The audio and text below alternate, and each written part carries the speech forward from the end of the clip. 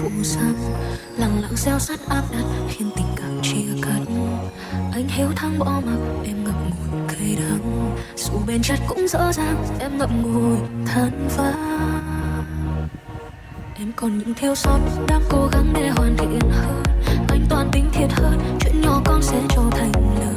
Không thể nào chịu nổi anh cất tơ hồng làm đôi, muốn về phương trời mới quãng đời sẽ sáng ngời.